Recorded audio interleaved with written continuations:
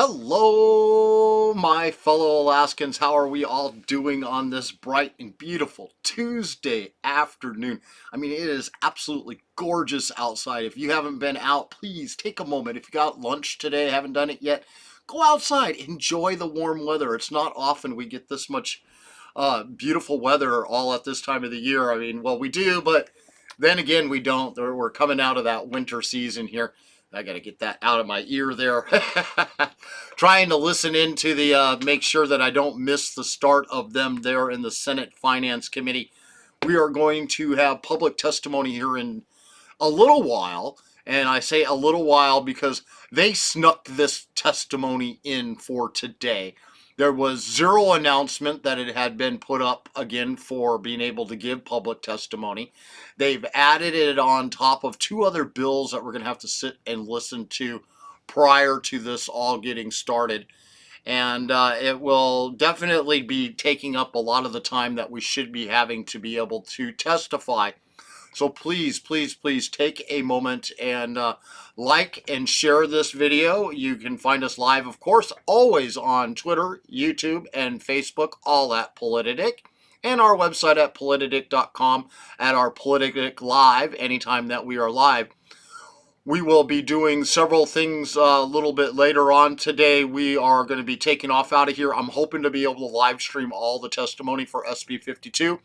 But I made a promise to show up for the grand jury investigation tonight, and they are doing a pre-setup talk about what they are doing for the sit-in tomorrow. That will be at the Nesbitt Courthouse in Anchorage, Alaska, starting promptly at 8 a.m. And I hope you guys can all be there to show up. Show your support. We need to get accountability back within our government, and the grand jury is one way we can do that. We can use the grand jury to investigate anything us concerned citizens want to have investigated. That includes anything along the lines of, say, OCS and their child trafficking of our children. And you could say, how about the stealing of our PFD and failure to follow statutory laws there? How about we've voted twice on ballot measures to move the Capitol and our legislative body to the road system, and them defunding it, completely thwarting our will that we have to have accountability within our government. And I hear them going off in my ear right now. And so I will get them up here on the screen in just a second. But I want to emphasize that our government, our branches out there are working hard, from media to everywhere else. They have weaponized it against us. If you haven't caught the video of the forum, the very short video of the forum that I was supposed to stream on Saturday, please go and watch that. They have 100% no regards for our rights, our First Amendment rights that each and every single one of us have. And this was a public constituents forum that was being held. There is, by law, they had no right to restrict my ability to live stream that to all of you. And our legislators need to wake up and realize that we need to hold them accountable every time they break the law, every time they do something wrong. I don't care what party you're with. You break the law, or you take away our rights for your own personal gain, or trying to hide what your agenda is, or something you want to say, oh, it's got to be private. You need to make sure that's advertised well in advance. Come on now, Alaskans. We know our rights. If you don't know your rights, please look them up. I am more than happy to help people learn them. I mean, I've had to do a lot of research being media. I've had to learn what my rights are.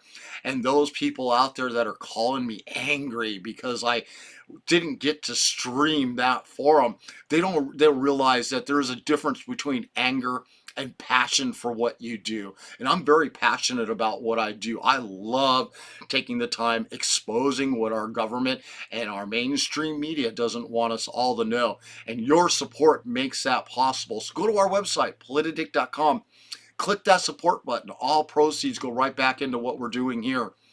Your support makes it possible for us to be able to be at, like, the grand jury investigations pre-launching tonight for the sit-in tomorrow, where they're going to break down exactly what they are doing and how that's going to affect all of our rights here in Alaska once it gets completed. Thank you guys all once again. Testimony for SB 52 base student allocation, $300 million altogether. The first year, as they claim, it's $1,000 increase. The reality of that is you got to double that number. So it's not $130 million like you would think if you do it as they advertise it. It's really $260 million. And then they have it hidden in the bill. There will be an additional approximately another $400 million added in the following year on top of that. So it's not just $260 million. It's going to be $300 million overall. They don't want you to know this. The deeper I keep digging into what they're doing, the worse it gets. This is probably our last opportunity to give testimony on this bill. So if you haven't, please take the time right now. Call. Let's get this done. They're talking about SB 74 right now, physical therapy licensure. I can't, boy, I'm just tongue-tied on that one. But tonight I will be at the grand jury breaking down what they are doing, the grand jury investigation. And tomorrow morning I will be at the Nesbitt Courthouse live streaming the sit-in protests that they will be having out in front of the courthouse. Please don't forget, like, share, stay tuned in for what's going on. Greatly appreciate you guys all being here today. I'll be back on screen here in just a little while. The commission that gets sued, and even when an Alaska jury apportions some of the fault, maybe most of the fault, to the employee who is immune, the indemnification provisions here mean that the commission, or the commission's insurance company, right, pays the whole damages, so that Alaskan is not left with some of their damages unpaid. Am I understanding that right? For the record. Ms. Martin, if it's okay with you, Senator Keel, I'll have Senator Wilson, who's online, answer the question. Unless you want to, and you can call on you to answer whatever your preference. For the record, Jasmine Martin, staff to Senator Wilson. I'm happy to answer the question, or we can move to Senator Wilson, but I'm happy to answer it. Let me defer to Senator Wilson and give him the option first. Senator Wilson, are you on, sir? Yes, Mr. Chair. This is Senator Wilson for the record, Senator for District N, and I believe Ms. Martin has that answer from Ledge Legal on. This is just very standard language that we currently already have in statute in other places, but I will defer to Ms. Martin to give a little bit more of a detailed explanation. Ms. Martin, please. For the record, this is Jasmine Martin, staff to Senator Wilson. Senator Keel, through the chair, your understanding is correct, and it matches my understanding of the legislation.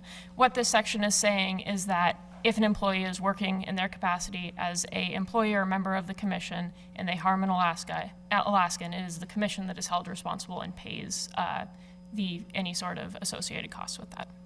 Follow up, Senator Keel. Thank you, Mr. Chairman. With the understanding that the Alaskan gets their whole recovery and not part of the recovery, I'm happy with that provision. Thank you. Any further questions by members of the committee for Ms. Martin or the bill sponsor, Senator Wilson? If not, we'll have a motion, Senator Keel. Thank you, Mr. Chairman. I move committee substitute for Senate Bill 74, version 33, LS 0138/U as in Unalakleet, from committee with individual recommendations and attached fiscal notes. Okay, without objection, this Senate Bill 74 passes from committee at ease.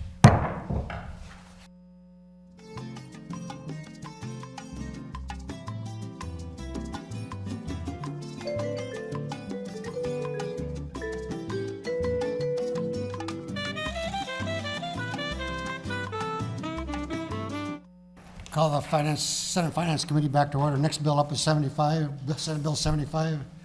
By Senator Wilson, audiologist and speech therapist, interstate compacting. We first heard this bill on April 4th, took public testimony on April 5th. We requested amendments last week. All amendments have been incorporated into the K.I.S.S. The committee substitute has been distributed to the members. Do I have a motion, Senator Keel? Thank you, Mr. Chairman. I move the Finance Committee adopt committee substitute for Senate Bill 75, Work Order 33, LS 0139, /S as in Skagway as our working document. I'll go ahead and object for purposes of discussion and interpretation what it is. Mr. Martin, please go ahead and identify yourself for the record and go ahead and tell me what the change is. For the record, this is Jasmine Martin, staff to Senator Wilson. There again are two changes to Senate Bill 75. The first change adds a new Section 3 and deletes the uncodified law Section 7. It exempts audiologists and speech-language pathologists who are currently licensed from the criminal records check. As the bill is drafted right now, it requires everyone to go through that criminal license check when they are up for renewal. This would exempt them from that. Again, it's not a requirement of the compact, and it's slightly different than 74 in that if they do want to get a compact privilege, they will go through a criminal background check at that time. And then the second change is to, again, add a new Section 8 and 9 that allows DCCD to immediately begin adopting regulations for the implementation of this bill at a later date. And that concludes the changes between the CS. Any Thank you. questions by members of the committee about the committee substitute for Ms. Martin? With that, I remove my objection we have this S version in front of us as the working document. Any additional committee discussion or questions? Any comments, Senator Wilson? No, Mr. Chair. For the record, this is Senator David Wilson. Just want to thank the committee again for hearing SB 75 and for committee consideration. Okay, if there's no more discussion and no more questions, Senator Keel. Thank you, Mr. Chairman. I guess I should have said this has identical indemnification language as the previous bill, so we don't have to go through that again. Mr. Chairman, I move committee substitute for Senate Bill 75, Work Order 33, LS 0139/S as in Skagway, from committee with individual recommendations and attached fiscal note. Okay, without objection, Senate Bill 75 passes from committee. Take it at ease.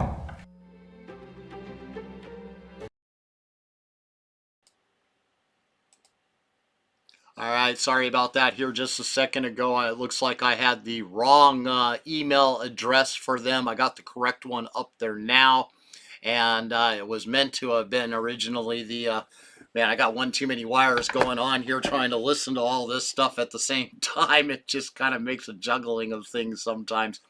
One of these days I'll work on getting my phone set up and all that to where I can just click buttons. Your support can make that happen to where I can upgrade more equipment to make this a little bit easier to do. Your support has made what I do now possible. We're on Restream, using Restream out there right now so that this broadcast can be found live on Twitter, YouTube, Facebook, and all at Politadick. This is always live when we are live on our own website at politadick.com. Just click the Politadick live link and it should start playing with you. And it is a portable player once it starts, so you can put it on the screen kind of like what YouTube does. And there's also, while you're there, please go to our support page. All your support is what makes this possible. It pays for those restreaming fees. It helps us cover the gas money to get to and from events. Helps us continue to keep upgrading our equipment. Oops, sounds like they're coming back in one ear here. Should be back in my other ear in just a second. As soon as they do, I will swap over. Thank you guys all for helping us out. Oh. So again, please help us all out and go to our website, politadick.com. If you haven't heard, we're being sued for exposing the dirt, the corruption, the deep state out there, and the political puppet masters that control the agenda everywhere and get those people elected. That's part of what came out in Saturday's event at the forum. Please like and share. A bill, Senate Bill 52 on the Education Committee to increase the base student allocation. We heard this on April 13th, took public testimony, ran out of time even though we went a half hour over for all those that wanted to go ahead and testify. We have Senator Tobin in here. She's the author, or she's the chairman of the committee. I'll ask her to come on up and make a few comments before we resume public testimony. We want to make an announcement with public testimony that if you called in the last time, we're not encouraging you to call in again this time and talk twice. We have enough people that are on the list to go ahead and make sure we can hear everybody. With that, Senator Tobin. Thank you very much, Mr. Chair. My name is Lukey Gale Topin. I represent the Senate District I. I thank you again for offering this additional opportunity to receive public testimony on Senate Bill 52.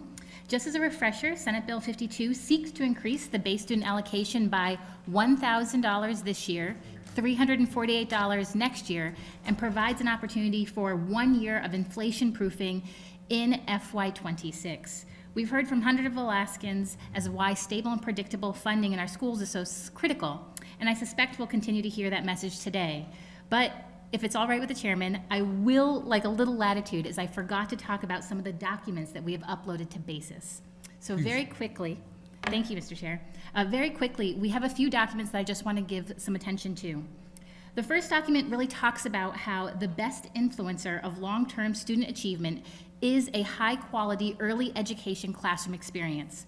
A high-quality early education classroom experience comes from small class sizes, with those participating in small class sizes being more likely to be enrolled in college, own their own home, have retirement savings, be married, take the SAT or ACT, graduate high school, live in better neighborhoods, and are less likely to be arrested. A full detail is available on BASIS under the March 2011 peer-reviewed study entitled, How Does Your Kindergarten Classroom Affect Your Earnings? Another key factor of long-term student achievement is teacher quality. That is held in the February 2023 report, which we will actually be receiving a presentation on tomorrow in Senate Education, shameless plug. It's called Teachers Like Us, and this found that students who were the same race as their teachers were more likely to graduate high school and attend college. We also know that students who have more experienced educators earn more money in the long term. Growing our own teachers comes from having well-educated public school students today. And when we retain our teachers, we know that they're going to do incredible work in the long term. Finally, on BASIS, you will find the Moore Settlement. The Moore Settlement talks about how the state has met its obligations to adopt appropriate standards and assessments. Right now, every public school child receives over 2 weeks of assessments. And this helps educators provide individualized education. And this really can't happen if we have increasing class sizes and our educators not sticking around. So I hope everyone will take an opportunity to look to those documents on BASIS. We will also be having a hearing in Senate Education Monday talking about school fund balances, as I've heard there's some conjecture around those particular issues. With that, I look forward to hearing more public testimony, and I thank you very much, Mr. Chairman. Senator Tobin, thank you very much for coming on up and giving that additional information. Senator Stedman.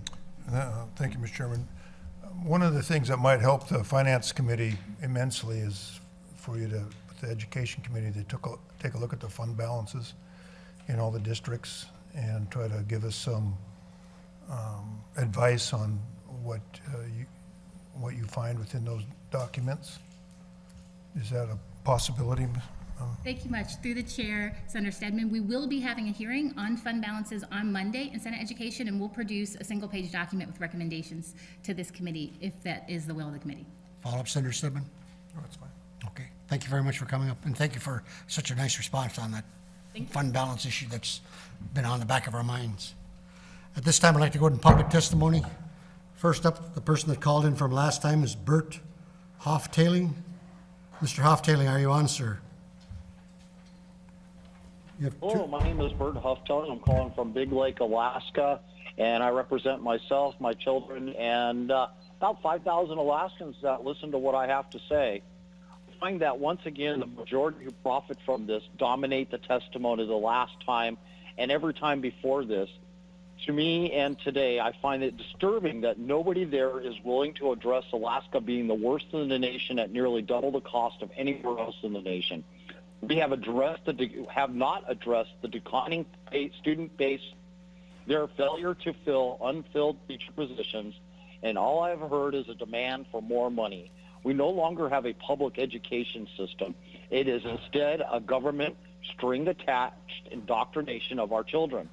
Time to completely defund education, remove all federal funding, and rebuild our education in Alaska from the foundation up. What works? Reading, writing, arithmetic, STEM should be the #1 priorities being taught in our schools, but it is not. Instead, you keep repeating the same failed agenda that raises the budget that they get with no accountability, that has, in Alaska, a 50-year track record of failure. Parents' rights have been removed from the process, and this is something that never should have been allowed to happen. Until significant reform is done, not one red cent should be added. As a matter of record, due to the declining student populations, they should not be seeing budget increases, but instead budget cuts. There is one question that I have never heard anyone answers from those pushing the increases. Where is that money to come from? How is all of this to be paid for? We hear daily that you at Alaska Ledge is broke. The only solution for paying for this seems to be hurting the most detrimental part of our population, the poor and middle class, by stealing what is statutory obligated to all of us, our PFDs. Tell me if I'm wrong. I believe I'm correct. Most in Alaska know this to be true. If we are to believe what Joe Biden, President Joe Biden, is currently trying to do in D.C. Thank you very much for your testimony, Mr. Hoftailing. Next, we have Brandy Hardy. Ms. Hardy. Hi. Hi, my name is Brandy Hardy, and I'm testifying to strongly encourage you to pass SB 52. I'm a current school board member here in Fairbanks, but prior to being elected, I was a special education teacher in our public schools. In Fairbanks, since 2012, our kindergarten PTR, or pupil-to-teacher ratio, has increased by a total of 5 students, currently at 25. Our high school PTR has increased by a total of 6.5 students, currently at 30. Those PTRs will likely increase to even new heights next year without an increase to the BSA. It's important to remember that PTR is not a hard class size cap, but an average across the size of the district. This means that there are some classes far above that PTR. When I graduated from Fairbanks Public Schools in 2002, I enjoyed learning in high school classrooms with a PTR of 22. Today's students are learning in classrooms with nearly 30% more students than I did 20 years ago. If standardized test scores are going down, that might have something to do with it. Beyond the largest PTR on record, this year our districts reached another new milestone. We now have more students qualifying for SPED services under IDEA than we have ever had in the history of the law. While overall enrollment has decreased, our percentage of students qualifying for IEPs has steadily increased. Currently, over 20% of our students are receiving SPED services. In 2017, our SPED budget was $34.9 million. In 2023, it's projected to be $33.4. We have more students requiring SPED services than ever before and a lower available budget to provide those services than 6 years ago. The picture becomes even more grim when you add in inflation and the increasingly challenging task of hiring certified special education teachers and related service providers. SPED funding, excluding that of our most intensive needs students, is block funded in the BSA. This means that years of inadequate BSA funding has led to years of inadequately funded SPED services. Let me be clear, Alaska schools are not failing. We are starving. Our schools have not been adequately funded for nearly a decade. Our educators are doing the best they can with the resources they have been given, but without increased stable funding provided through the BSA, we will be unable to recruit and retain high-quality educators, and our schools will continue to waste away. My children and the children of all other Alaskans deserve the same high-quality education I received here as a child. You have a constitutional duty to provide an adequate public education for our Alaskan children. Alaskan schools cannot meet that mandate without adequate funding from the state. And to add, Fairbanks has a zero fund balance. Ms. Hardy, thank you very much for your long service in teaching. Next, we have Megan Redmond. Ms. Redmond, please. Hi, thank you for allowing me to testify today in support of SB 52, a BSA increase, and for it to pass this legislative session. For the record, my name is Megan Redmond. I'm the principal of Homer Middle School in Homer, Alaska. I'm also a parent of 4 young children. I've been a teacher, assistant principal, and principal both on and off the road system in Alaska for the last 13 years. Our schools are facing rapidly rising costs in energy, transportation, healthcare, food service, and so much more. As those costs that are mostly out of our control rise through the roof and our funding remains flat, our districts are forced to find cuts that directly impact the classroom through cuts in staffing. As a principal, when I have to cut staffing, I'm forced with an impossible decision of what opportunities to cut for my students or how big to make classes. I'm forced to make decisions that I know are not best practices for student learning. when my original plan for next school year was to be moving in the completely opposite direction. I can speak from experience that the things everyone calls extra are most often the things that get kids motivated to come to school so that they can also get their core instruction. We need stable, long-term, and predictable funding for our schools to be able to focus on long-term school improvement and to retain and recruit excellent educators to our schools. Being a teacher is hard. Being a teacher in Alaska is hard. We have amazing, dedicated teachers in our state, but when our jobs are constantly on the chopping block due to possible budget cuts that year after year are stayed off temporarily by one-time funding outside the BSA, eventually our amazing teachers will have had enough. And I can tell you from personal experience in hiring teachers in Alaska for the last 13 years that we will not be able to replace them. We constantly ask our schools and our teachers to do more and more with less and less every year. Passing this bill and ensuring stable long-term funding for our schools will make an immediate improvement in the education of Alaska's children. Thank you. Thank you very much, Ms. Redmond. Next we have up is Melissa Johnson. Ms. Johnson, are you on, ma'am?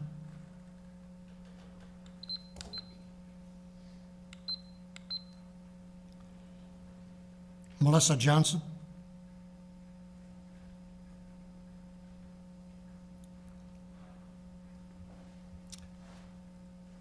If not, we'll go to Scott Ballard. Mr. Ballard, are you on, sir?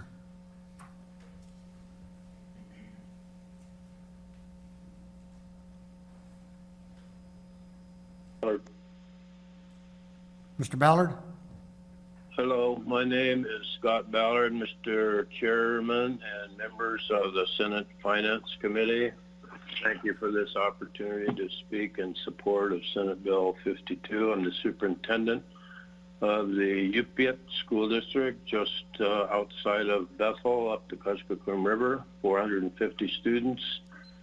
We desperately want to improve the education system for our students based in Yupik values, Yupik language, and our cost for fuel last year went up 40 to 50%, and we just got our bid for this coming year, and instead of going down, the price has increased again. So I appreciate all the hard work you've been doing in Juneau. With our board visited back in February, March, and I know how many hours of testimony you've heard. So we cannot attract teachers right now. We have to go to the Philippines because we have no applicants. We are not competitive with Seattle, with Houston, with Dallas and Fort Worth, and other metropolitan areas in the United States. So we desperately need an increase in the BSA. I really thank you for all your hard work. That concludes my testimony. Mr. Ballard, thank you very much for coming in this afternoon. Next we have is Jenna Fabian. Ms. Fabian, please. Jenna Fabian. Hi, good afternoon. I am Jenna Fabian, principal of Nikiski North Star Elementary on the Kenai Peninsula and board secretary for the Alaska Association of Elementary School Principals. I'm calling in support of Senate Bill 52 and would like to begin by thanking the chair and members of the committee. Within KPBSD, we have seen the impact of insufficient funding as our schools have been asked to continue to do more with less, despite the large gap that exists in all classrooms, due in large part to the significant disruption to education over the last several years. This disruption has revealed a heightened learning gap, and specialized academic supports are needed more than ever before. In this way, the bandwidth or instructional effectiveness of our certified teaching professionals has been greatly reduced. What it looks like at the site level is a sparse turnout for site-level committees and less staff that are able to facilitate after-school programming because so much time and attention is focused on narrowing gaps throughout the day, and additional planning time is needed to address student needs. As a building principal, I have spent a lot of sleepless nights worrying about burnout and our educators leaving the profession. I'm even more worried about whether or not we will have qualified candidates for those vacancies. Stable, predictable funding is key to improving student outcomes by stabilizing schools and reducing turnover. please consider increasing as well as inflation proofing the BSA to ensure Alaska schools can continue to serve students with the quality education they deserve. If we want to build and retain our workforce in Alaska and improve our economy, the change starts with supporting our Alaska schools, and the time is now to do that. Thank you so much for your time. Thank you for coming in this afternoon, Ms. Fabian. We're calling at ease.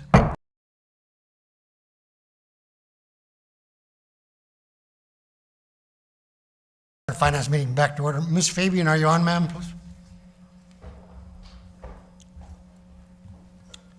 Ms. Fabian. Okay, the next one, we're going to go into the room here. Mr. Bill Hill. Come on up, say yourself for the record. We'll go ahead with your testimony. After that, we're going to go to Rebecca Hammond.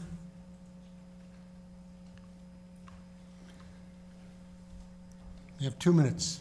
Good evening, or good afternoon, Chair Olson. Thanks for listening to my testimony on this unusually sunny day in Juneau. For the record, my name is Bill Hill, a lifelong Alaskan educator, and currently superintendent of the Bristol Bay Borough School District. I'm here to urge you to pass SB 52. I think it's a great way for us to make up for lost ground in education. For years, Alaska Education has operated under what I see as an austerity budget. Every year, our school board and administration has developed what's called a balanced budget, as we are required to do. In reality, although the budget is balanced on paper, we have been running a deficit that impacts our students through reduced staffing and programs, a deficit that's a barrier to fulfilling our mission adequately, a deficit that results in the lack of stable staffing, and a deficit that results in the inability to do long-term planning. And finally, a deficit that impacts our students every day.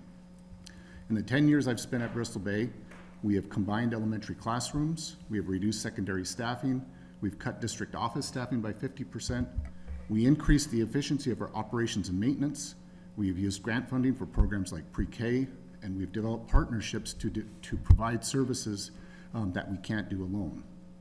Despite receiving the maximum allowable funding from our borough, our fund balance for FY24 is projected at less than 2%, which is lower than the 3% my board always wants to keep as a minimum. For the year following, without a significant increase to the BSA, we will once again begin cutting programs and staffing. I urge you to pass SB 52 and provide Alaska students with adequate and reliable funding. Thank you. Thank you very much, Mr. Hill. We have a question by Senator Keel. Thank you, Mr. Chairman. Superintendent, on maybe a little preview of the fund balance conversation, I had the wrong impression the other day at this table. It's a little more than a third of districts actually have a pretty sizable fund balance, and I understand that's not you. Can you tell us, is that free general fund? Is that strings attached money? What's going on there? Senator, Mr. Hill. Through the chair, Senator Keel. So I think if you're talking about the fund balance, if you're talking about the general fund, that's the 2%. There are different funds which have strings attached. For instance, transportation, which has to be used on transportation purposes. We do have other governmental funds which have strings attached. For instance, if we receive funding that's related to a federal program, they have to be used in a very specific manner. In terms of our ability to impact staff pay programs, we need a significant fund balance in our general fund. That's what allows us to operate. And for us, at 2% means that if an unexpected emergency comes up, we are not in a good place. We're not being really fiscally responsible, in my view. Follow up, Senator Keel. Thank you. Senator Stedman. Yeah, I was going to ask the other two callers, but since you're at the end of the table, there's the COVID federal relief funds remaining. At least I think on your last report, it might have been 126,000. And could you help us with that, what the plan is for that, and if it's encumbered or the significance of that? Through the chair, Senator Stedman, yes, most of that is encumbered. At the end of the year, I believe we have about $23,000 left of that, and that should be expended in a contract that we've developed to support reading services in our school, and that will be completely expended with that contract prior to December of next year. Follow up, Senator Stedman. Can that be redirected then to supplant shortfall in the BSA funding? Mr. Hill. From my understanding, COVID-related funding was to make up for learning loss and direct COVID-related expenditures. But that's not the question, Mr. Hill. The question is, can those funds be used to make up shortfalls within the school's budget? Through the chair, at $23,000, that offset is not very large. Sure. Any follow-ups on your statement? No. Next we have, thank you very much, Mr. Hill. Next we have Rebecca Hammond. Ms. Hammond, please.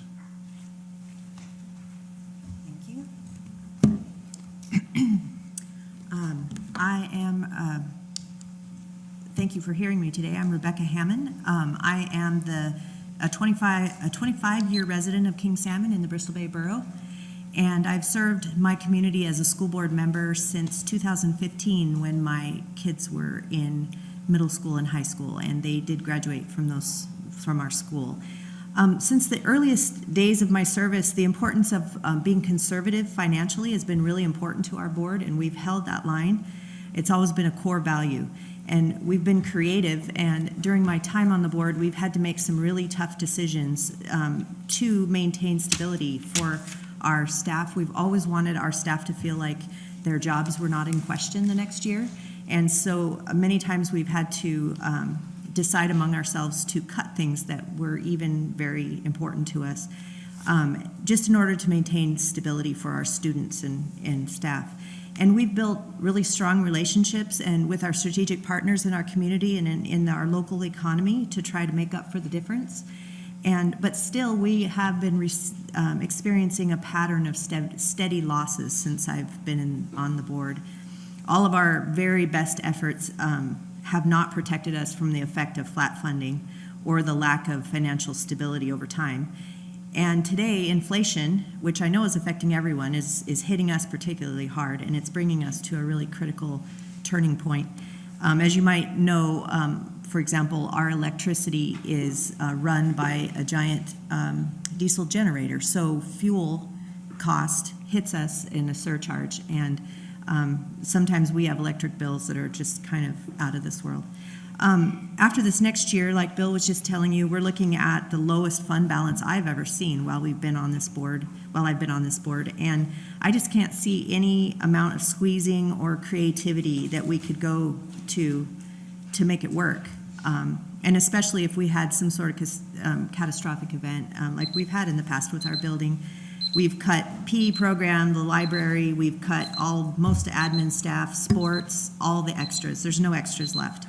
And our children, who are the future of our local and statewide economies, I feel like they're worth the investment, and this investment and more. So thank you so much for hearing me on SB 52. Thank you very much for coming in, Ms. Hammond. Next we have up is Carol Traim. Ms. Traim, if you'd come on up and identify yourself for the record. We want to make an announcement before we go much farther. The cutoff time for being able to testify this afternoon is 2:15. If you call in after 2:15, the likelihood of being able to testify is not there because there's so many people wanting to go ahead and testify. Ms. Traim? Treem. Thank you very much for coming out this afternoon, and go ahead with your testimony. Thank you for allowing testimony today. My name is Carol Treem. I am a resident of Juneau and here today to speak in favor of the increase to the BSA. I am a member of the City and Borough of Juneau Assembly, and following in the footsteps of the esteemed Senator Keel, I chair our Assembly Finance Committee.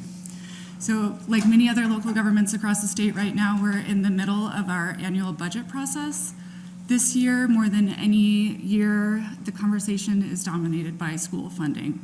So in Juneau, our community is willing and, more importantly, is able to fund to the cap, and it's becoming increasingly necessary to do so every year just to maintain a level of quality to allow our school board and our school district to keep up. By flat funding education, the legislature has chosen every year to decrease the spending power of every school district in the state. And the fact of the matter is that ignoring the need for education funding doesn't make it go away. It simply shifts the problem to local governments. So in Juneau, almost half of our property tax revenue, so half of our mill rate, goes to funding school district operations every year. And that does not include capital expenditures, which is another duty that the legislature and executive branch have abdicated in recent years. So the people left with the bill at the end of the day are also your constituents. When you don't adequately fund education, you shift the burden to your constituents and the communities in your district. And it means that we get the angry emails instead of you. So I'm here to ask that you please increase the BSA and automatically tie future increases to the rate of inflation so that we don't find ourselves in this situation again. I also would like to ask that this committee and the legislature as a whole focus similar attention on the pupil transportation funding, part of the education funding formula. It's another piece that has been flat funded, and those costs have skyrocketed and are shifting to local governments. So thank you for the time. Ms. Treem, thank you very much for coming out this afternoon. Next, we have Amy Brower. Ms. Brower, please come on up and identify yourself for the record. You got 2 minutes. Good afternoon, and thank you, Chair, Co-Chair Olson and members of the Senate Finance Committee. For the record, my name is Amy Brower. I am the Superintendent of Dillingham City School District. I am speaking in support of SB 52. For the fiscal year of '24, Dillingham City School District is facing a $400,000 deficit to just maintain our current programming. We are facing a large turnover of teachers in our district again this year, and many are reporting that they cannot afford to stay in Dillingham with our current salary schedule and the cost of housing, food, heating, and health care going up. But right now, Dillingham City School District cannot afford to move pay. We hear much the same in our recruiting efforts. Since 2021, the cost for individual and family health insurance has risen 47% in our district. We have seen significant increases in the cost of heating, electricity, transportation, and even garbage removal. Dillingham City School District has been creative in ways to stretch our dollars, but there is no more stretch. Stable, predictable funding is needed for all districts to be able to attract and retain high-quality educators. The loss of purchasing power from the flat funding of the BSA prior to the $30 increase slated for FY24 is staggering and is having negative impacts on education for our students. Reliable, inflation-proof funding inside the BSA is vital to stabilizing schools and providing an excellent education for our students every day. With the increase in funds, Dillingham City School District will be able to continue to improve our core programming. This will help ensure a qualified, trained, high-functioning workforce for Alaska in the future. Please consider increasing as well as inflation-proofing the BSA to ensure Alaska schools can continue to serve students with the high-quality education they not only need but deserve. Thank you. Ms. Brower, thank you very much for coming out this afternoon. Next, we have Paul Kelly. Mr. Kelly, sir, come on up, identify yourself for the record, and go ahead with your testimony.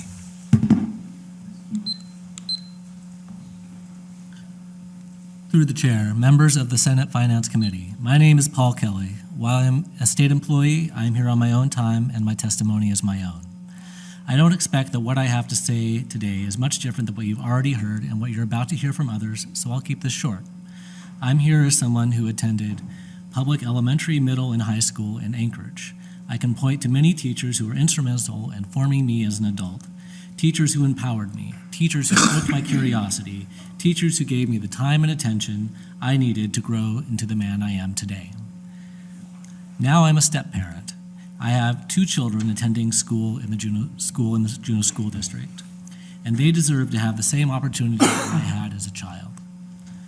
We need to raise the base student allocation so that they get the same time and attention that I did, and so that Alaskan school districts can attract the same caliber of teachers as I had growing up. Thank you for hearing SB 52. Please pass this bill out of committee and vote for it when it comes before you again in the Senate floor. Thank you. Mr. Kelly, thank you very much for coming out and thank you for your testimony. Next, we have Bridget Weiss. Ms. Weiss, please. Good afternoon, Senator Olson, members of the committee. For the record, I'm Dr. Bridget Weiss, Superintendent in Juneau.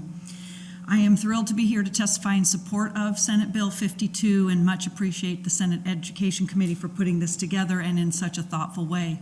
A couple of the key pieces to this bill are the forward funding, planning ahead 2 years, and considering that inflation is part of our reality. We need a relevant BSA increase. It does not make sense to have a funding formula built on a base student allocation if we are not going to use it. So if we need to change that around education funding, then the state needs to take time to do that, and in the meantime, use it as the tool that it was meant to be. One-time funding does nothing but kick the issue down the road, kicks the can down the road, and our school boards get put in a position every year of budgeting on unknowns and a lack of adequate resources for our students. In Juneau, we just reached a tentative agreement with our Juneau Education Association, our teacher union. It took us over a year to reach that tentative agreement. It is impossible to attract and retain high-quality teachers for our children in Alaska if we are not forward-funded and adequately funded. Every year, my school board creates a budget on unknowns. This year, because of the financial dire straits, they decide, and the optimism that they heard here on the Hill, my school board decided to budget on a $430 increase to the BSA, knowing that $30 was built in, and they had to make some sort of a gamble to put together some semblance of order in a budget that we could move forward to and know we were prepared for next year. Even with that projected BSA, we reduced many things in our budget, $250,000 of classified support at our elementary schools as an example. If that $400 were not to come through, we would go back to the budget table and cut $3.5 million out of our current budget for next year. I'm a third-generation Juneauite.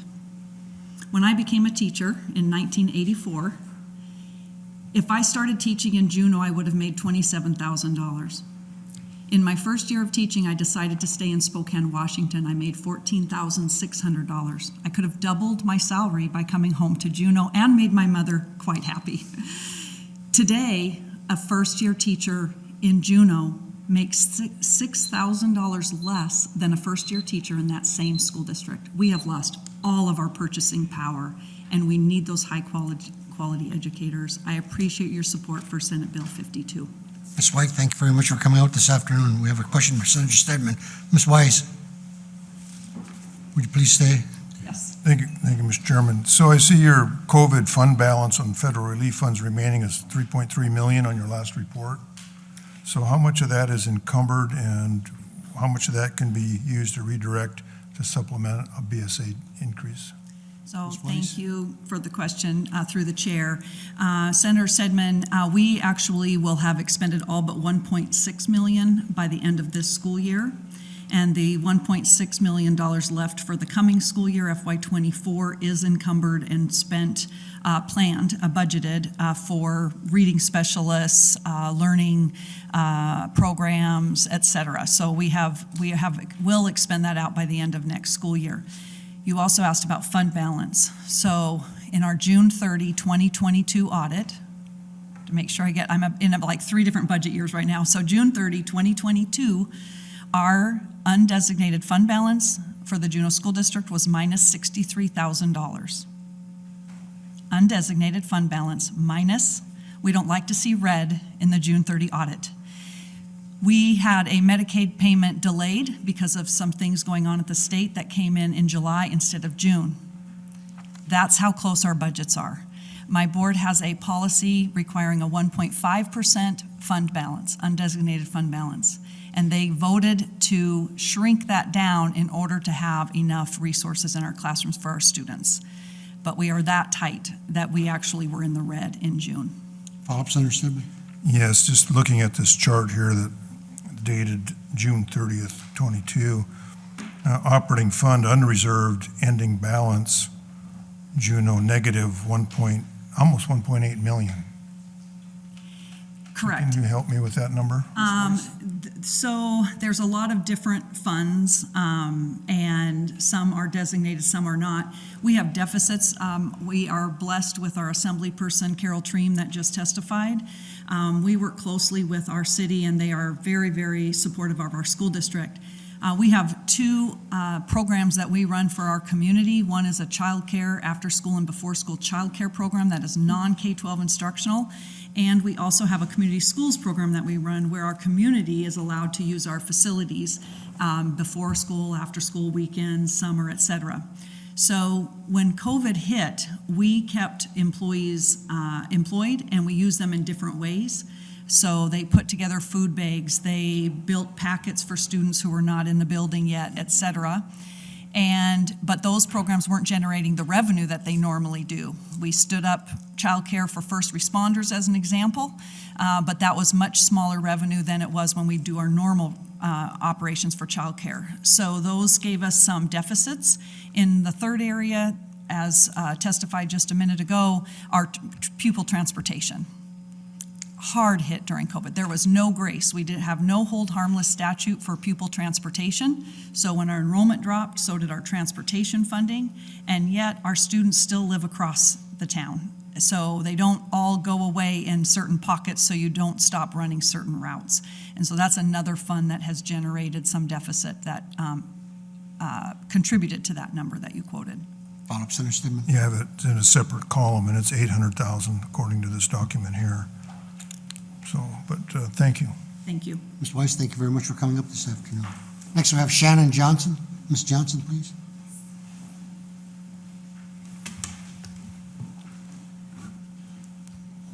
Good afternoon. Good afternoon.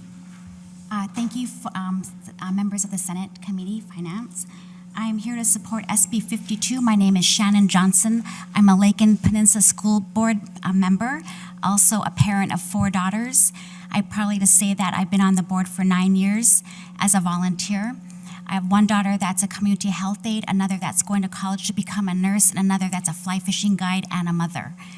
I have a 3rd grader in our school district, so I see myself doing this for a long time, I hope. The increase to the BSA will bring us very close to creating parity with the loss of buying power since 2017 due to inflation.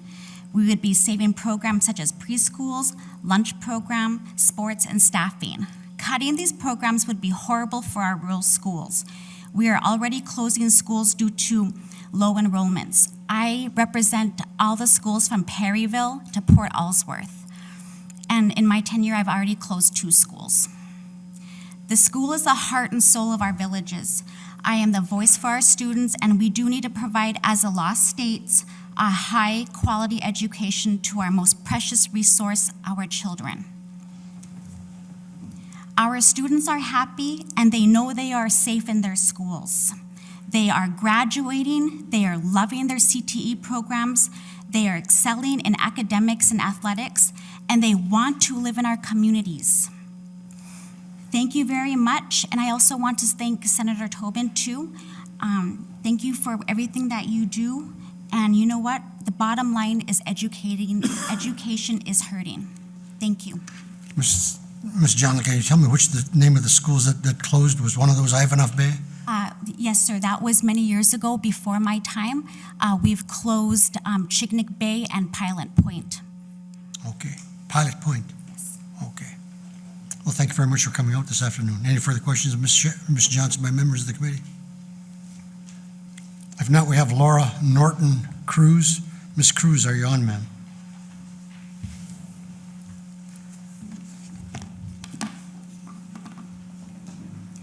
Thank you for having me.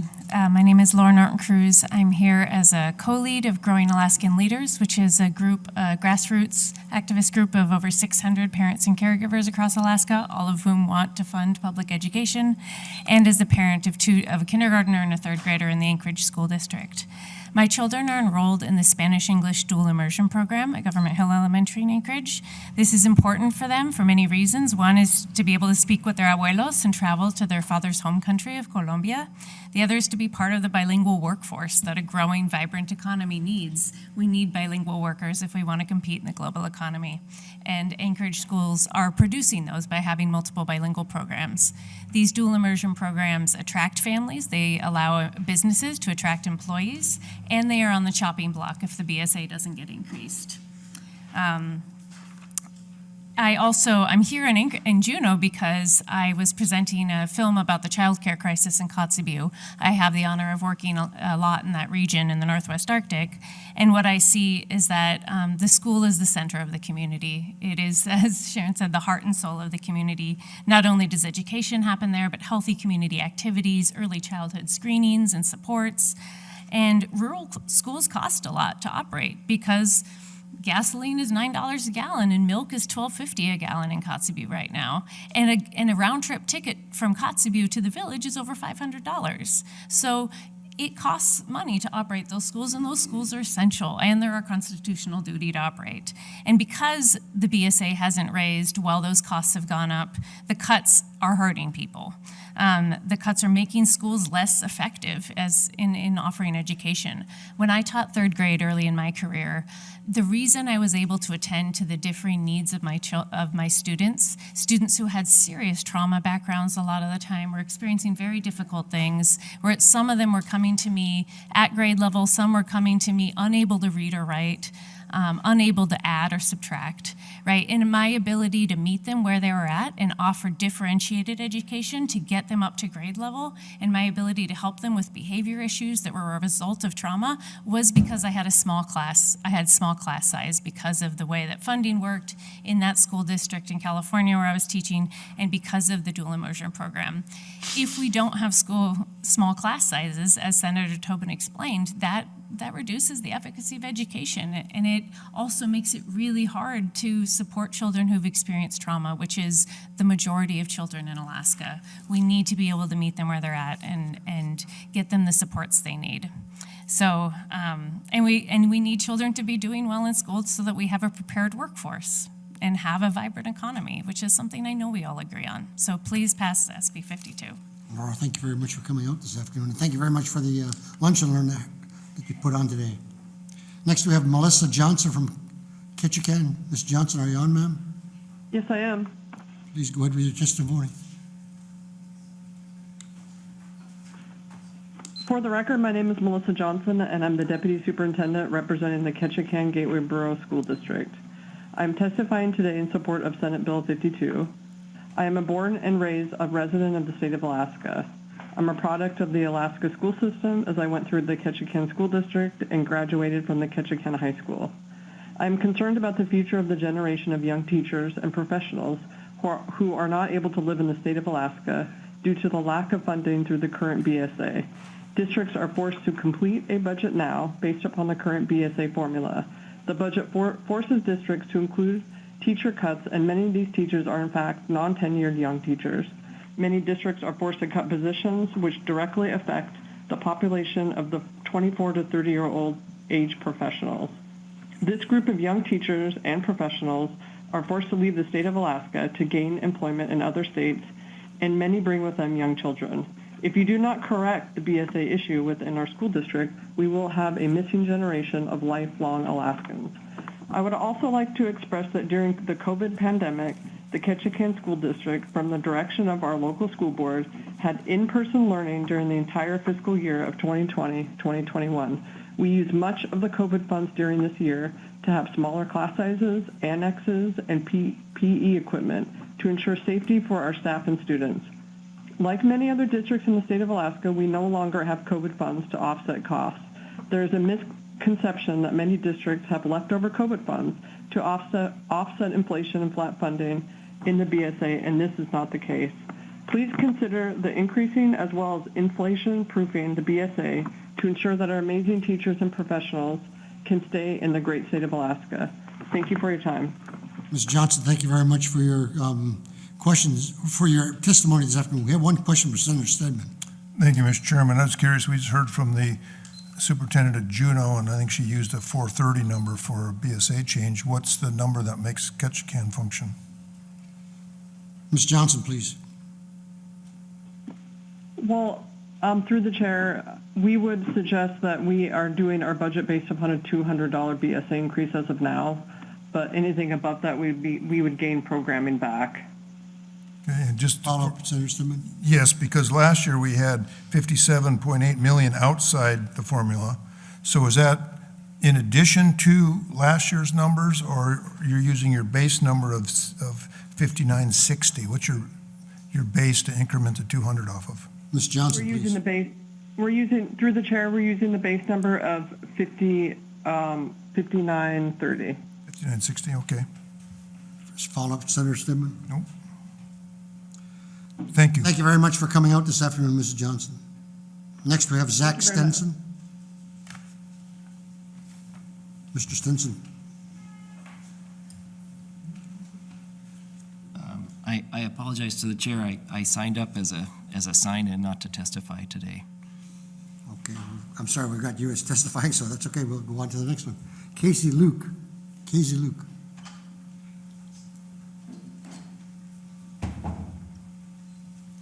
Ms. Luke, please identify yourself for the record and go ahead with your testimony. Thank you. Good afternoon, Co-Chair Olson, members of the committee.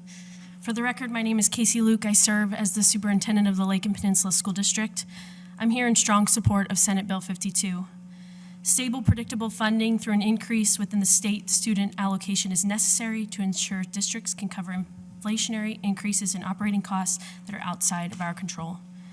In the Lake and Peninsula School District, the average heating fuel cost is 59% higher in 2023 than it was in 2016. Despite the efficiencies Lake and Peninsula School District has implemented through accessing recovery heat systems, electric boilers to access excess hydroelectric power generated to displace fuel costs, and working in partnership with local power utilities to reduce fossil fuel consumption. The cost of transportation to our rural schools continues to increase. Round-trip airfare Anchorage to Perryville, which is our most southern community in our school district, costs $1,397. Today, it costs our families and teachers $1,488 round trip to get from Anchorage to Perryville. Freight rate per pound was $1.50 in 2016, and in 2023 it is $2.25 a pound. So if you buy a pound of cheese at Costco, add automatic $2.25 to that to get it to your community. The Lake and Peninsula School District is experiencing a 32% turnover in staff this year, certified staff. It is the highest turnover we've experienced in my 12 years serving in the district, and that's in various roles. I've only been in my superintendent role for 2 years now. We are reducing full-time staff by 5 in the upcoming school year and are still experiencing a budget shortfall. We cannot rely on COVID monies. They will expire, and they are only allowed to be spent for specific uses. In order to budget for inflation costs and attract and maintain educators, districts need stability and predictability within the base student allocation. With an increase to the BSA, our district will use the additional funds to support operating costs in order to keep our schools warm and our students fed, which are key foundational components of the learning environment we provide. We will continue striving to provide professional development and implementation of the Alaska Reads Act, supporting educators to increase reading scores through fidelity of implementation and focus on academic achievements. Please consider increasing inflation-proofing the BSA to ensure Alaska schools can continue to serve students with the quality education they absolutely deserve. Thank you. Senator Stedman has a question, Ms. Thank you, Mr. Chairman. You touched on it, the COVID relief monies. I'm showing here Lincoln Penn has $1.1 million in COVID relief remaining as of 4/15 of this year. So how much of that is encumbered, and then could any of it be redirected to the BSA? And then the other follow-up question I'd have is, what is your BSA number increase that you would like to see? Define the base, because we got 2 base numbers moving around here at the table. Sure, through the chair. Ms. Luke, do you remember 2 of the questions? I will try my best, sir. Through the chair, our ESSER monies, our COVID monies, you mentioned is about $1 million. We do anticipate spending our ESSER 2 monies, which expires at the end of June 2023. That has already been appointed. We will spend through that. The additional monies, we intend to spend through all of those ESSER monies, and it hasn't been we haven't spent those in support of, or looking to spend those in support of components around maintaining teachers, so through negotiations and pieces like that to improve the base amount that we offer educators and attracting and maintaining educators, that would come through the BSA. So we do intend to spend through all of those monies before the end of 2024. Mr. Luke, the other part of the question was, how much did the school board budget for anticipated BSA this coming year? We have anticipated, just to include the $30 increase that's already anticipated in that, we have put that budget in front of our board. This past year, we had a $600,000 deficit. And this coming year, we will continue to have that deficit. We do anticipate averaging at zero with a $500 increase in the BSA, but we have not put that forth because it is not predictable at this point, so. Follow-up, Senator Stedman. No, that's what I was looking for, is a range that makes the school function. And what I'm hearing is a $500 increase of the BSA off that base number of $5,960. Is that correct, Mr.? Which wouldn't be counting last year's outside the money. Correct. Okay. That was 500. Okay. Thank you very much for coming up this afternoon. Thank you. Next, we have Pete Hoffner. Mr. Hoffner, are you on, sir? Yes. Can you hear me? You're coming in loud and clear. You got 2 minutes. Excellent. My name is Peter Hefner. I'm an 18-year school board member here in Cordova. I'm the immediate past president of the Alaska Association of School Boards, and I sit on the National School Board Association Board of Directors. My two daughters have gone through the public K-12 system. One is a critical care nurse at the University of Utah. My other daughter is achieving her master's thesis and does research on the North Slope.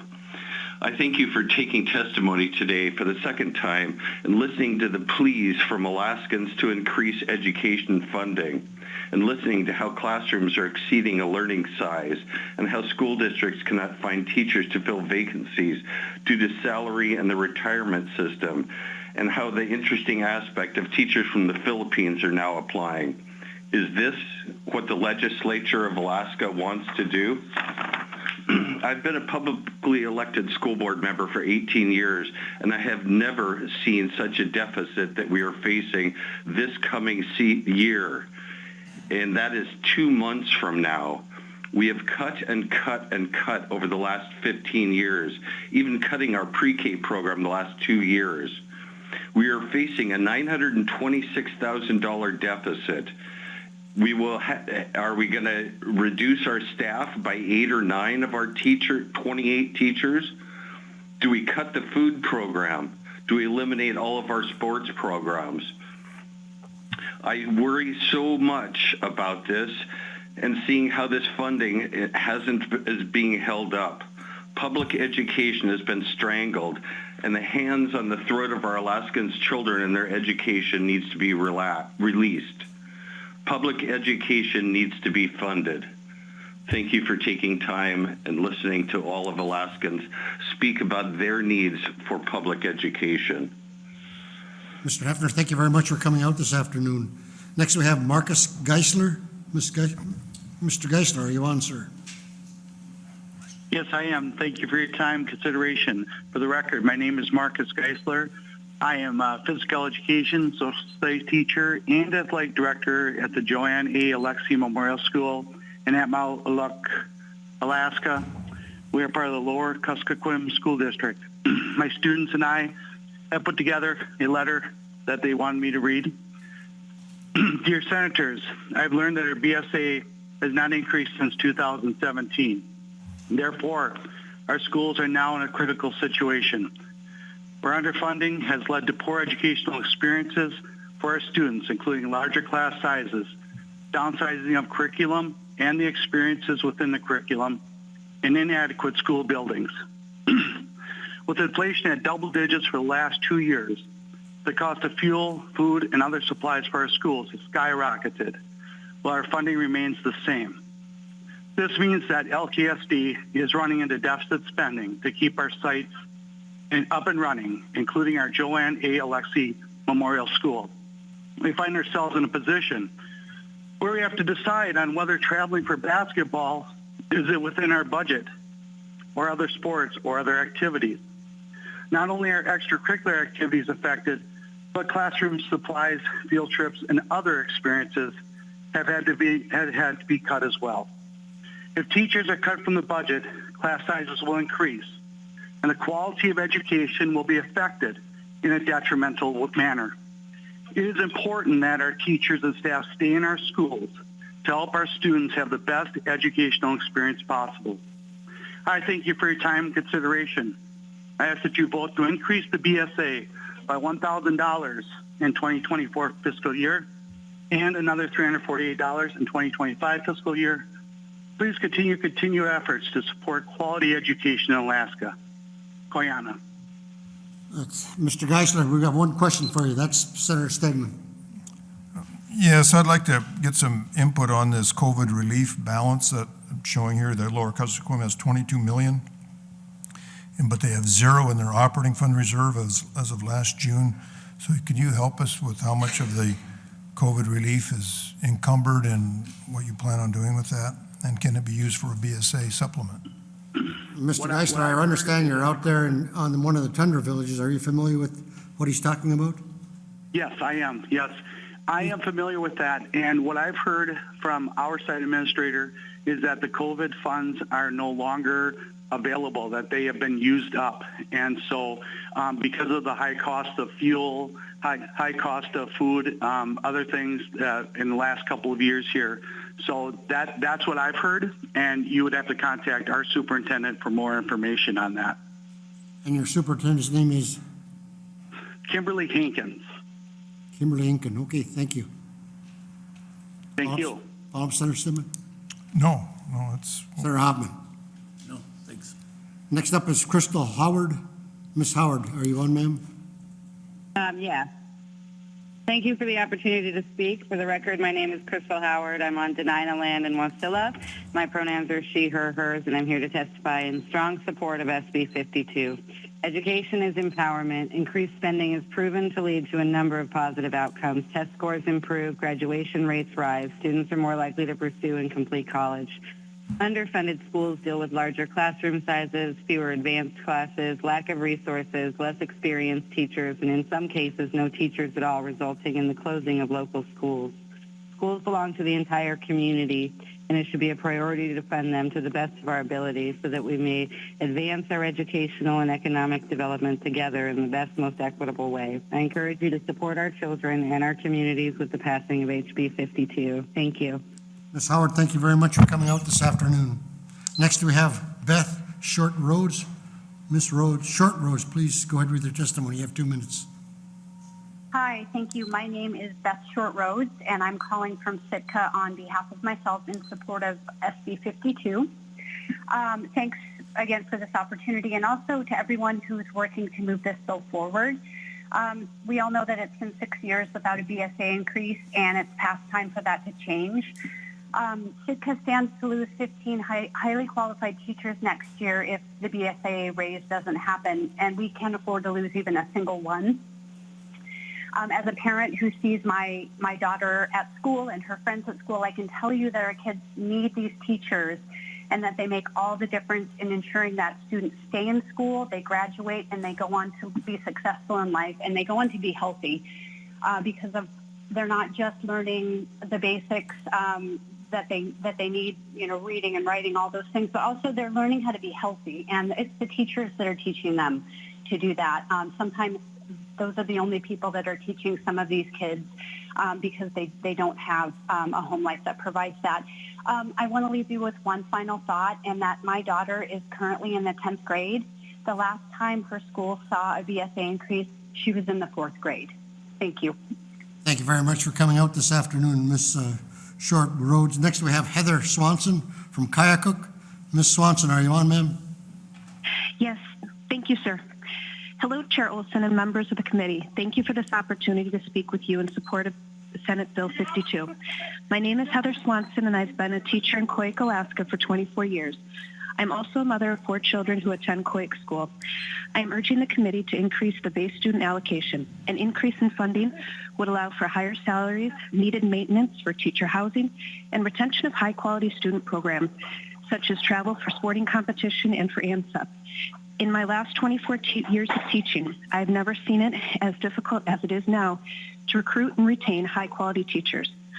Our 6-year-old twin daughters have had 3 different kindergarten teachers in this past year, one of whom is a longtime parapro who stepped in to teach for 3 months when no applicants were available. The district was able to fill the position after using an international hiring agency. Over the past 24 years that I've been teaching, our yearly pay raise has been mostly between 1 to 1.5%. But inflation has averaged 2% over that same time frame. Our salaries are not keeping up with inflation, and our monthly pay does not nearly go as far. Costs of goods at our local store have increased significantly. 4 pounds of bacon went from $22 to $45. 1 block of cream cheese is $10.49. And shelf milk is $15.56 per gallon. Can you imagine paying those prices while supporting a young family?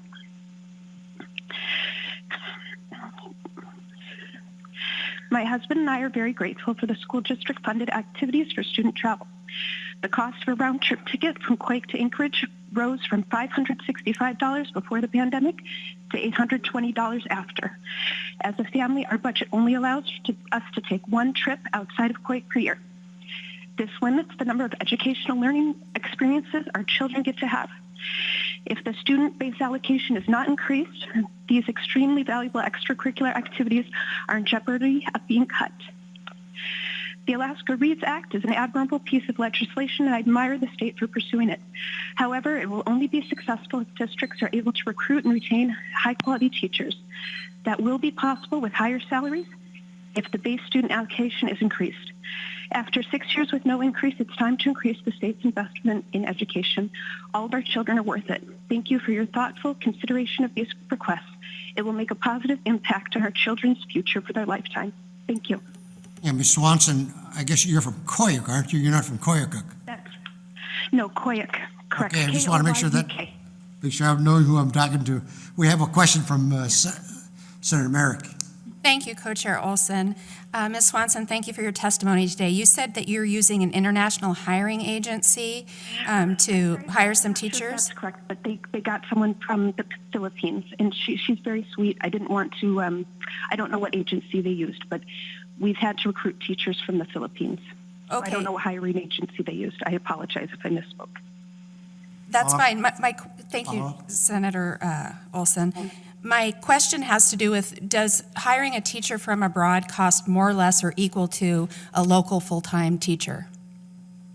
I do not know the answer to that question, but our superintendent is Ms. Susan Nedza from Bering Strait School District. Great. Thank you very much, Ms. Swanson. Thank you, Mr. Chair. You're welcome. Thank you for coming out this afternoon, Heather. Next, we have Santiago Hababib from Diomede. Mr. Hababib, go ahead with your testimony, please. Hello. Thank you for this opportunity to speak with you today. I'm calling on behalf of the Little Diomede School here in Alaska, part of the Bering Strait School District. So I made this call to support the on SB 52, which is plan to increase the allocation for the base student. So I made this call because I feel and I think there's a really need to do this because this is one way of increasing the teachers' retention through salary and, of course, improving our house. And then, secondly, it is only through increasing the BSA that we can have a high-quality teachers to stay here and teach the kids, especially in the rural areas of Alaska. And third, we would like to ensure that the child's needs are met, especially in the villages. And of course, we would like our students to participate and join sports, especially our kids here are mostly in the village and really need to have some exposure and to travel outside the village here of Diomede. So thank you so much for listening and hope I have made my voice on behalf of the school and the village and of course for the Bering Strait School District. Thank you and good afternoon. Santiago, thank you very much for coming out this afternoon. Next we have Sebastian Santos from Sivuco. Mr. Santos, go ahead, please. Yes, good afternoon, Mr. Chairman and members of the committee. Thank you for giving me this opportunity to speak with you all today. For the record, my name is Sebastian Santos, and I am a middle school social studies teacher working in Savunga, Alaska, under the Bering Strait School District to educate a specific demographic of students who identify as a group called Siberian Yupik. Today, I'm here to ask all of you for your consideration towards increasing the fundings towards our school through SB 52. At this time, we are facing an increase in our expenses towards extracurricular activities and athletic programs, especially if these programs involve events outside of our village, requiring budgets and funding for our airfare or travel expenses. If we look into the long-term effect of insufficient funding, it is inevitable to predict with certainty that our students are going to be left empty-handed. Calling Spunga and other villages in the Bering Strait region isolated is an understatement. Commercialism is non-existent. Poverty is a lifestyle here. Drug and alcohol abuse is also a constant problem that we face in our community.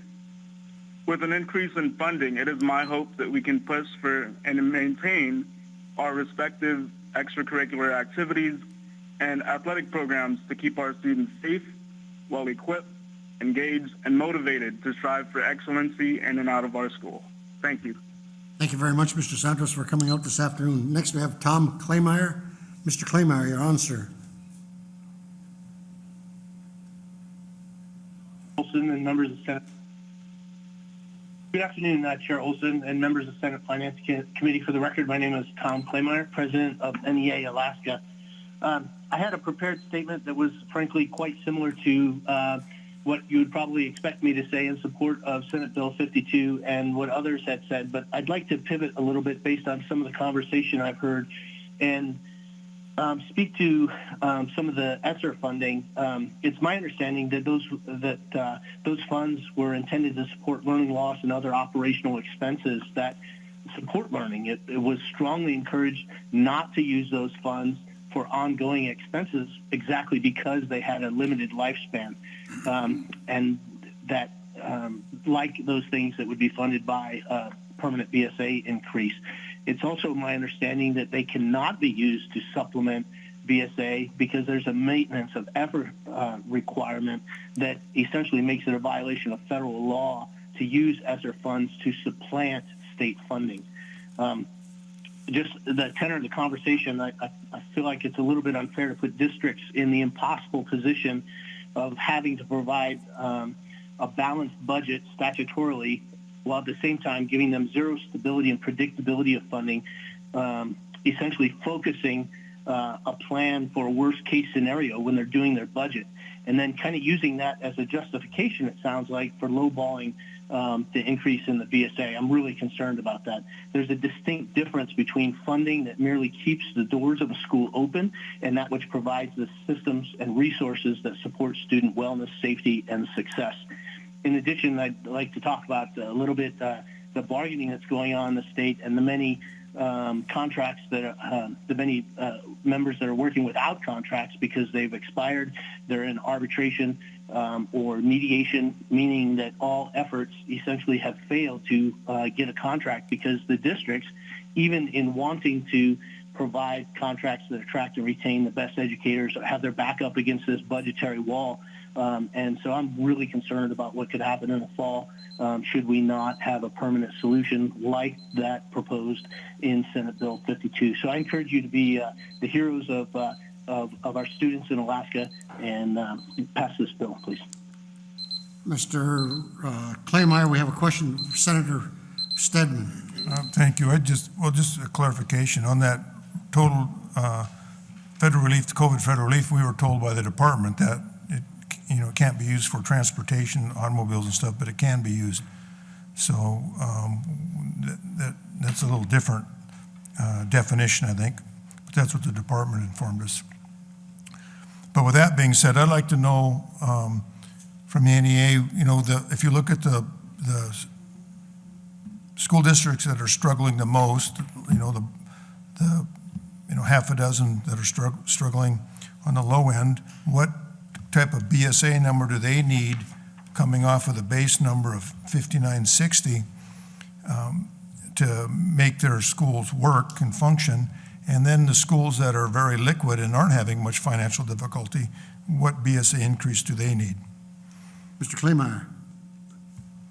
Through the chair, thank you, Senator Stedman, for the questions. One, there was very few guardrails. You're correct in how the money was spent, but it was encouraged not to spend it on things that were permanent expenditures because the money would go away.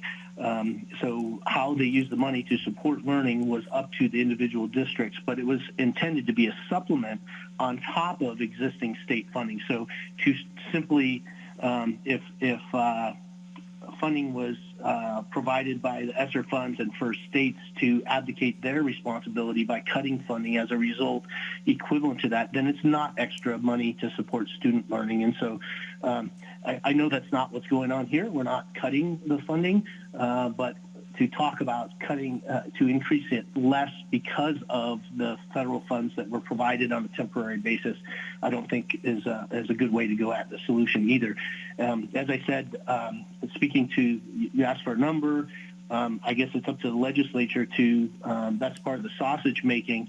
The State Association of School Boards started out the session with a recommendation of not going below 860 per student. I think that the approach in Senate Bill 52 to exceed that quite substantially is a step in the right direction. I still don't even think that that gets us to where we need to be. We're not talking about the minimum just to keep schools open to function, as you've said earlier, but how can we go to, instead of cutting resources and programs, adding the additional resources and programs, adding the additional positions, the educators, the counselors, the librarians, the nurses that are needed in schools every day to help kids do better.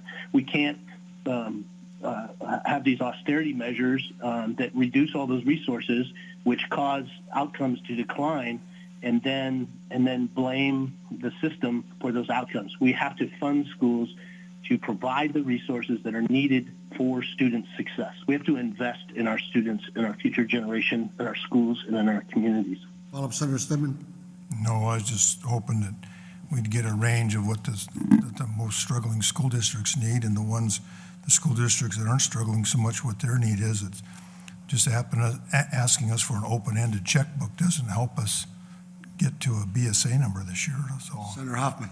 Thank you, Mr. Chairman. We probably could get this information from DEED, but you might be able to provide it to the committee. What is the pupil-teacher ratio by school district and the average salary by school district? And if you don't have that, we could get that from DEED. Mr. Kleinmeyer. Provide it to the committee. But I could certainly offer assistance in trying to gather that information for sure. Thank you. If you do come across that information, please send it to the Senate Finance Committee, and I'll distribute it amongst the committee members. It's 3 o'clock. We're scheduled, our testimony time is scheduled till 3 o'clock. If we have nothing else going on, I don't have another meeting until 3:30. We'll go on till 3:30. Senator Bishop. Yes, Mr. Chairman, and if we're going to ask for a request from DEED on Senator Hoffman's 2 points, I'd like to know, along with that, how many teachers are from overseas here in Alaska teaching as well? I can only talk about the Bergen State School District, which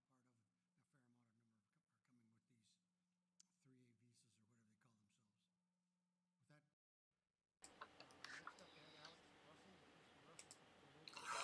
of. I really do wish I could let this keep going and let it continue on, but I made obligations to be at the Alaska Grand Jury Investigation meet and update for tomorrow's sit-in at the Nesbitt Courthouse at 8 a.m. If you have the time to be able to be there tomorrow, please come join them. The bigger the crowds continue to get, the more pressure it is putting on the accountability for getting things changed and putting the teeth back into our grand juries once again. These legislators, these judicial branch of Alaska, they clearly don't want accountability brought back into what is going on here in Alaska. They want us all to be at their beck and whim. They are the lawmakers, and they also are above the law, and that's what our Supreme Court has put them into position of.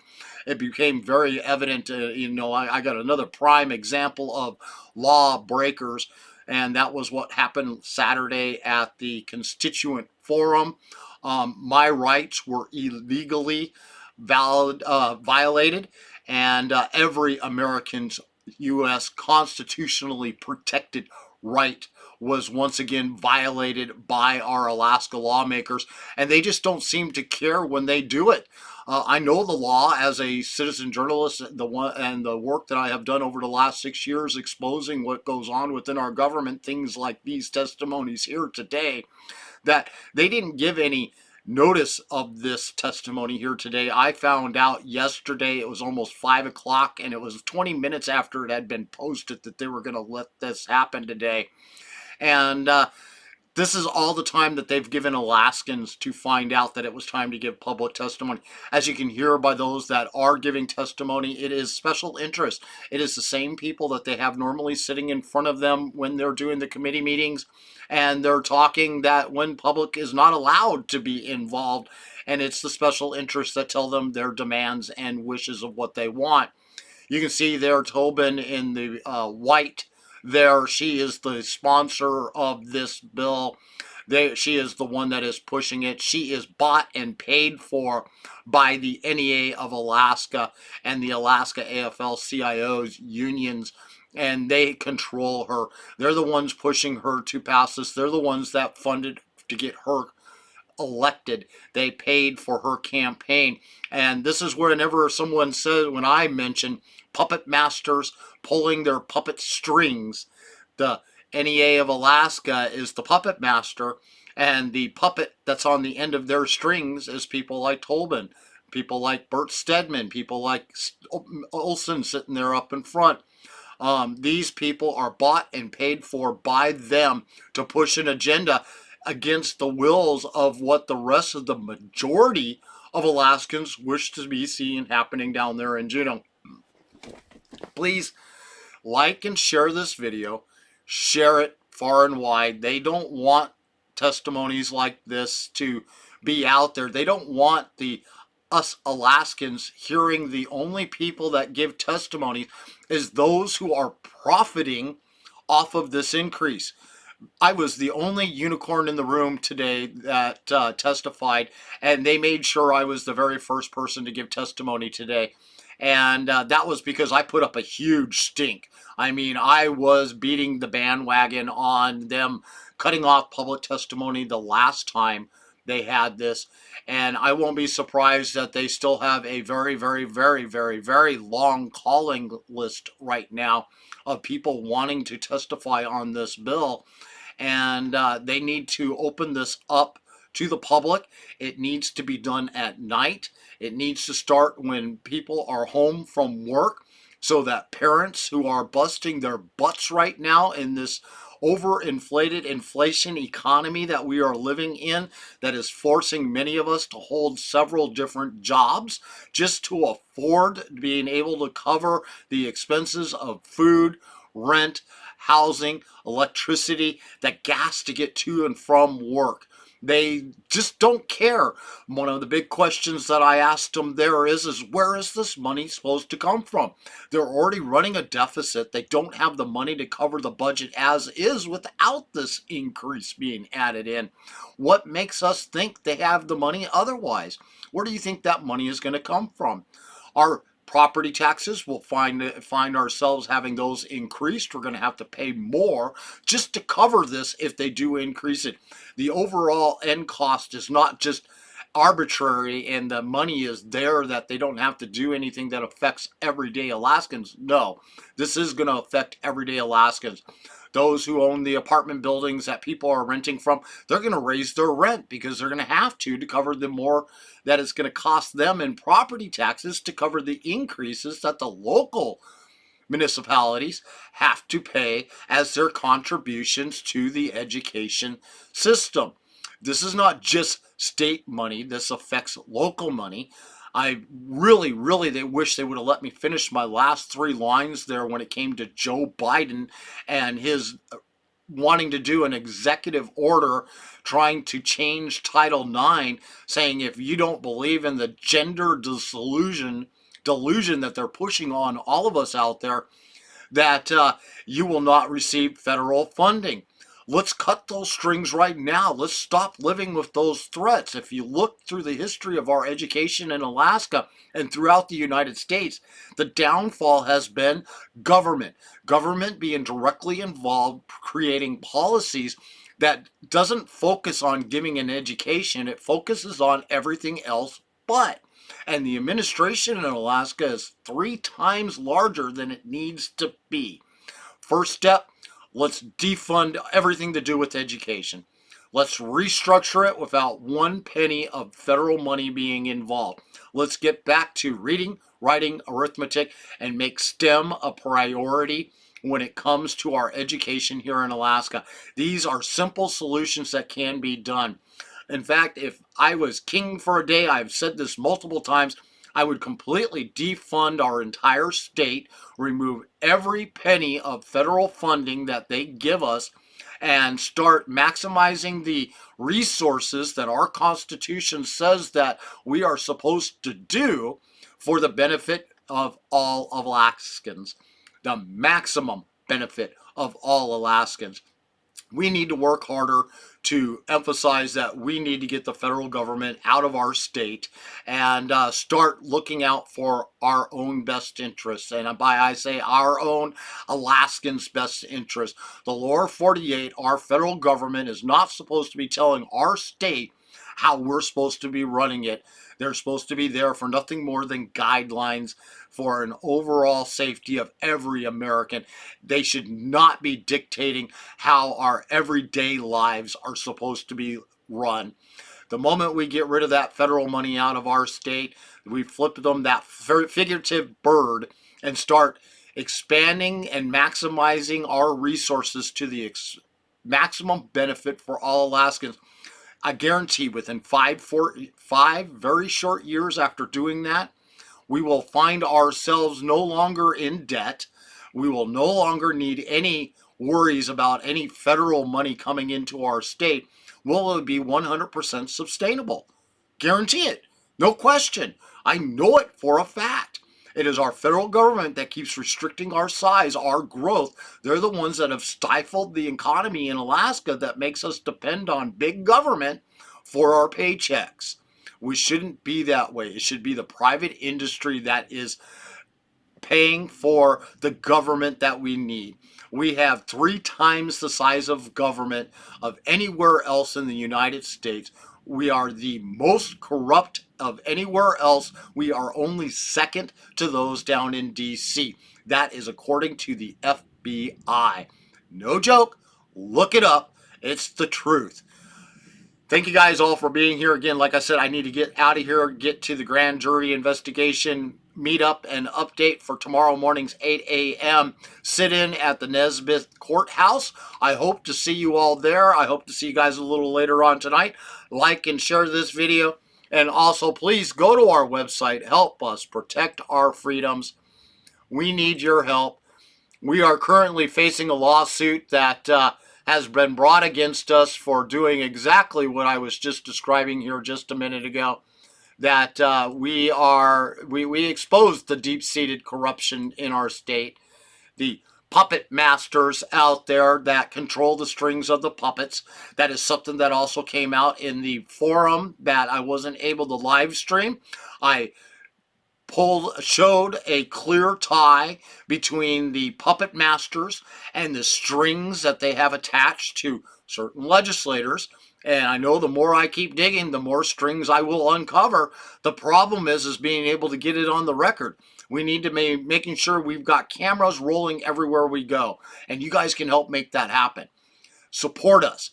Your support means the more support we get here, we're going to get people out there in the field, live streaming at community council meetings, assembly meetings, town halls, you name it. It doesn't matter. Community council. Myself personally, I'll be sitting in Juneau, sitting in the Capitol halls with my camera rolling, getting these people on record every single day, holding them accountable. This is what our mainstream media's job is, and they refuse to do it. They fail to do it. Just like with the House Bill 105 for parental rights, there was so many people out there that gave testimony that are in the medical industry, that are counselors, that are teachers, that outright say they are transing our children and keeping a secret. One provider out there openly admitted in Juneau, and that's why I call Juneau the cult, in Juneau, that has openly admitted they had transed over 400 of our children, and most of them was done behind their parents' back. They should be immediately placed on charges. They should all be arrested. They should be sitting in jail. They gave open confessions that that is what they are doing. And what is our Alaska legislators doing about it? Absolutely nothing. They are more than happy to let those crimes go unchecked. And that just tells you where the status quo is down there in Juneau. They really just don't care. So please go to our website, Politadick.com, click that support button. Again, everything I receive goes right back into what I'm doing here. I don't spend any of that on my personal life or paying my bills. It just covers the expenses of what it costs to operate and run Politadick, being one of the only uncensored, non-controlled by the puppet masters media that we have in this state. Everybody else out there in one way or another is controlled by the puppet masters to put out the agenda that they have. The only one out there other than me that I think that does a darn good job of it, getting the information out there, is Alaska Watchman.